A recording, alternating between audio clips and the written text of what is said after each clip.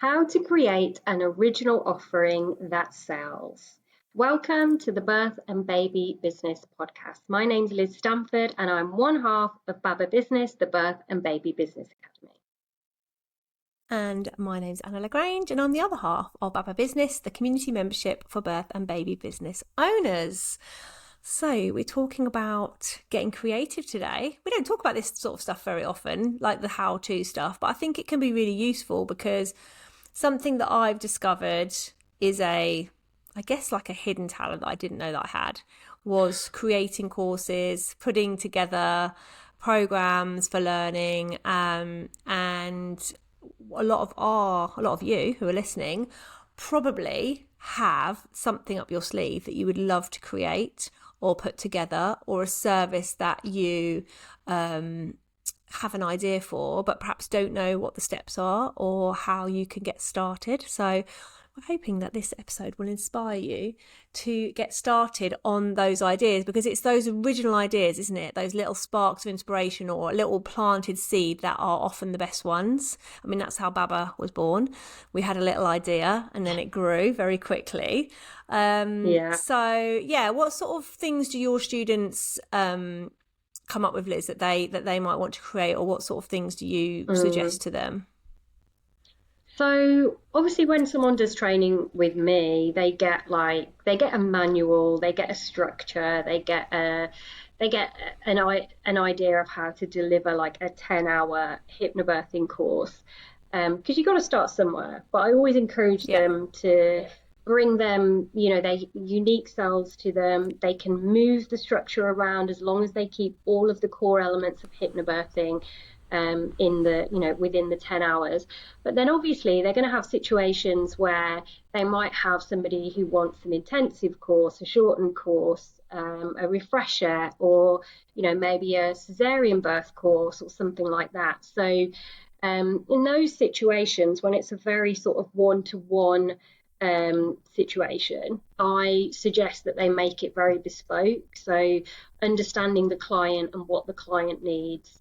If it's a refresher, it's like, what went well last time, like what do they feel, what are their fears for this time in terms of like pregnancy and giving birth, and then they can really create something that particular client wants and needs. But then they get so much knowledge from doing the training course that they can create workshops based on like what are really small elements of the course, which you can build out to be, like a whole workshop of like, 30 minutes, 60 minutes, 90 minutes if you wanted to. And I think that we should all be doing things like that. We should be looking at what do our potential clients want and need, what knowledge do we have that we can give them, like how can we serve it up in a way that's really accessible to them, because not everybody wants a 10-hour hypnobirthing course. I wish they did, but not everybody does. Sometimes people want to have that kind of pick and mix of information, or they might feel they've got gaps somewhere in related to something that you've got to offer them, and it's okay to create something to give it to them. I must say that I do have to be a bit of a stickler, because when it comes to hypnobirthing, I just don't believe it's right to label something as hypnobirthing unless it's a full hypnobirthing course which contains all the elements. Like you shouldn't be doing a workshop about affirmations, for instance, or birth preferences and calling it like hypnobirthing, because it's not. Like hypnobirthing is a very it's very extensive, detailed course. So yeah, but we should be getting our knowledge out there and getting creative and selling things that people want to them. Yeah, I agree. I think my students often come to me and they say, oh, there's just this repeated topic that keeps coming up. Like, let's say sometimes it's like all my clients all seem to be second-time parents, like, or maybe it's something around combi feeding, or it's going to be something around, someone came to me once and I was like, I'm just getting so many questions about reflux. So whatever it is, like if you're getting that message that there's something that a lot of people are struggling with and you haven't got a resource for that already, then it's a great reason to create something.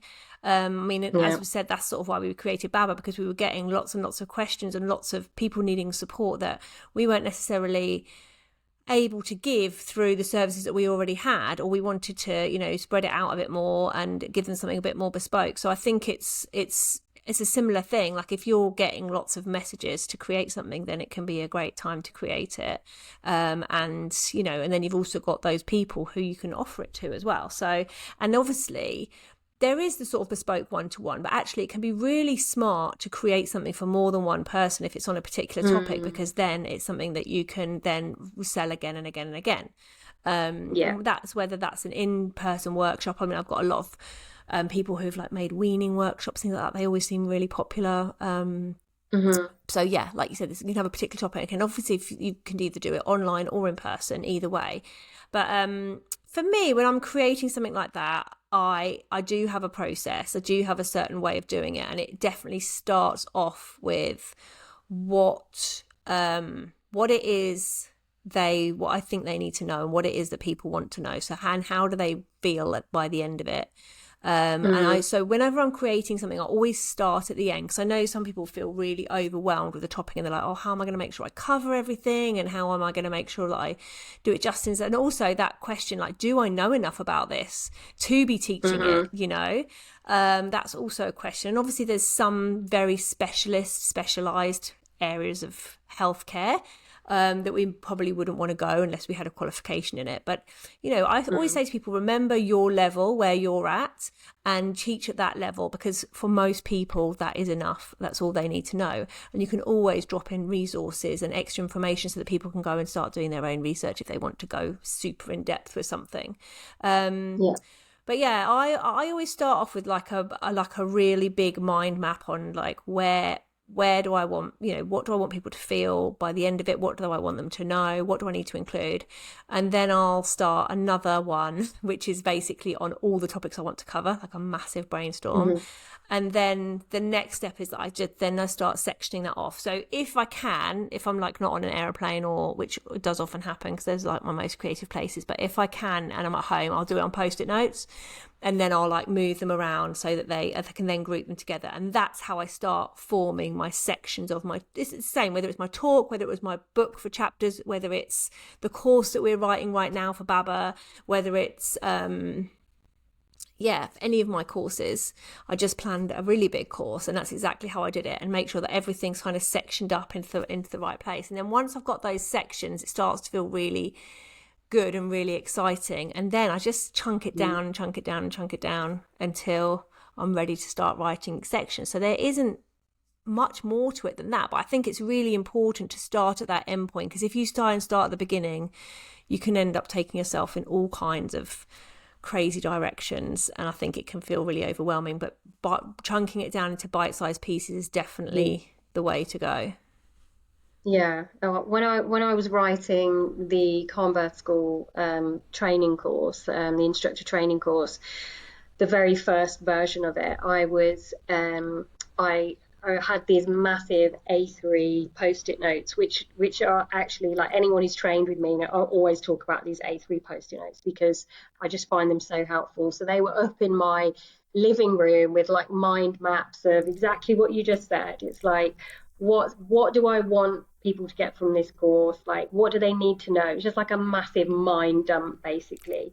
And then it kind of got clearer and clearer as it went. And I just really liked having those mind maps up, because then when I sat down at my computer and I thought, right, where am I going to start? You know, I could look at those mind maps and think, right, well, you know, like, this is where I'm going to go. And these are this part here, this is what needs to go in that section, and that's what I need to include. And then it did, like you said, it does just start to feel so much easier and so much more accessible. And you know, I was saying to you earlier, like, I've never really thought of it as a process, so to speak, because it actually feels to me very intuitive. Like, I don't think I've ever really sat down and thought, like, how did I create that course? I just kind of did it instinctively and intuitively. And really, really enjoyed the process. But these days, and this is, kind of going off on a tangent a little bit because it's not necessarily applicable to our audience, but, with my course being accredited, there's a certain curriculum design that, I take my courses through in order to ensure that it ends up with the accreditation that it needs. So yeah, it's definitely evolved and changed, and yeah, it's an enjoyable process, and it's so satisfying when you get it done eventually. Yeah, it is so satisfying. It feels so good because it's a very intense period. And I think however you are delivering it, whether you're delivering it in person, because obviously then the next stage, I mean, that's just the planning stage, because the next stage, isn't it? It's like, how am I going to deliver this? Am I going to deliver it? Am I going to do it, use a PowerPoint? Is it something that I'm just going to have or is it something where I'm just going to have a teaching plan like in person and I'm just going to talk through my teaching plan? Yeah. Is it an online course where I'm going to record videos? Like, there's so many options now, and I think only you can feel into that. And I think it's about looking what's available, looking at what people want, maybe even asking your audience what format they would like it in. Obviously, if you want to create something, if something's really kind of quite specialist and you haven't seen it anywhere else, then absolutely, like, take it beyond local and go national with it, or even international, and put it online. It's so easy really now to put a course online if you want to. But at the same time, if you think, oh no, that just doesn't really fill me with much joy, maybe it is something that you just teach in person to groups at a time. And I think the nice thing about starting from the end point and looking at your ideal client and what it is they're looking for is that really helps you with marketing. So then you've got all the information. You've got to remember, when we're selling a course or a session or a talk, whatever it is, we don't want to tell people, we're not going to just give a summary of what's in it.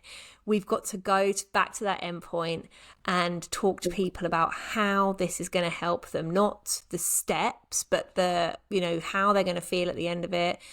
Kind of tune into how they're feeling now, which we know already, because that's why we've created the product or course, whatever it is, in the first place, and really go to that place. And that's why, if you haven't had that as part of your process, it is going to make it harder to sell and explain to people, why you've created it in the first place.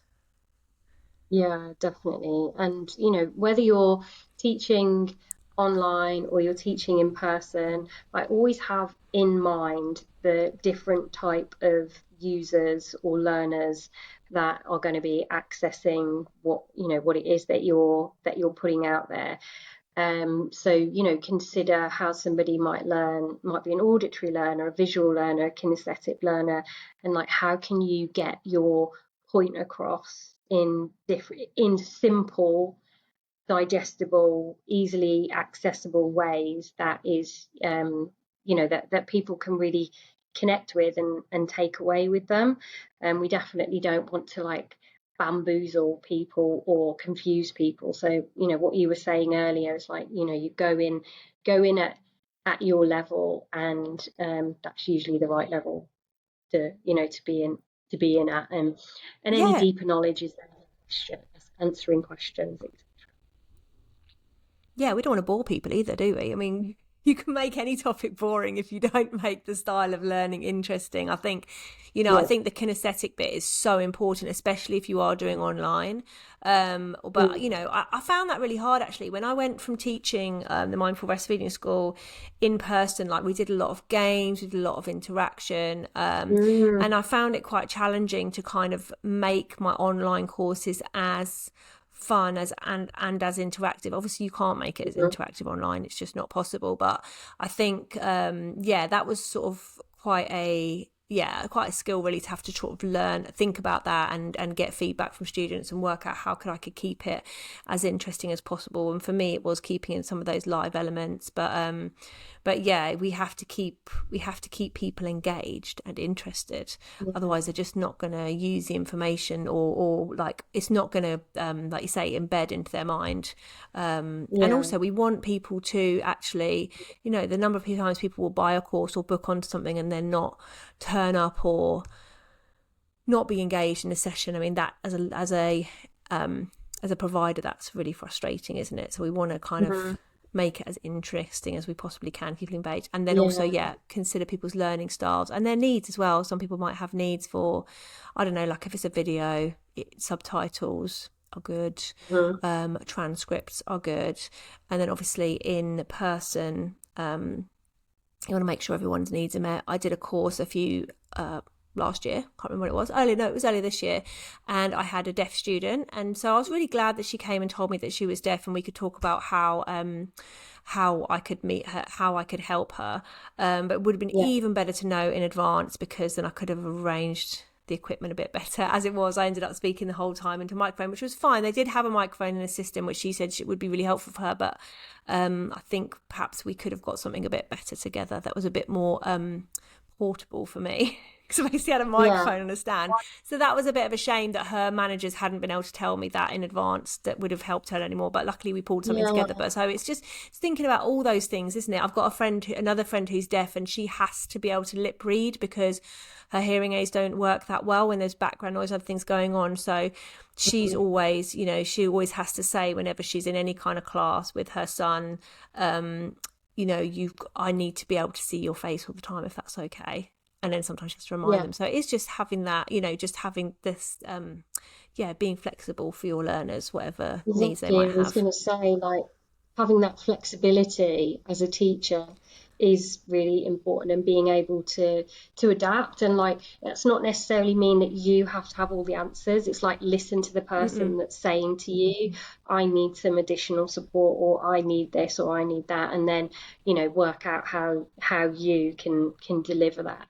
But you made a really good point there as well about feedback. I think that's something that's so important. When you've done a course, or you've run a class, or a series of classes, a term or whatever, like making sure you're collecting feedback from people, because you can just like build on, like, if you think your course is really good, like you can make it even better by listening to what people need, what they'd like more of, what they'd like less of, and that really, really works. And also, like the wants and needs of the general public who are like booking onto your course changes as well, because political, economic, like social things change in the world, and that changes what they want, what they need, how they think. So the responses can change over time, so definitely keep collecting that feedback and keep responding to it. Like, it's super, super valuable. But I think get creative, get out there, showcase what your knowledge in as many different ways as you can, and enjoy it. Yeah, have fun with it and just try it. And it's not going to necessarily be perfect first time, but just get out there, give it a go, and then build on the feedback. And don't do what we sometimes accidentally do, is we go on our own feedback on what our impression was of how people have taken something, and then decide that this is what needs to change, or that needs to change. Always go back to your audience and ask them what needs to change, because chances are that they won't always agree with everything that you thought. So yeah. You're probably telling yourself a story. The amount of stories me and Anna tell each other, and then we go, oh no, they didn't think that. So that is definitely very, very important. Yeah. All right. Well, it's been fun talking about this, and come and let us know on Instagram or in the comments on YouTube well, you don't have to share all your secrets, but if this has inspired you or given some ideas for something, then, we'd love to hear about it when it's ready, or when you're ready to share it. And thanks for listening. If you enjoyed this episode, do share it, comment, leave us a review. It really helps others to listen to our podcast, and we'll see you next time. Bye.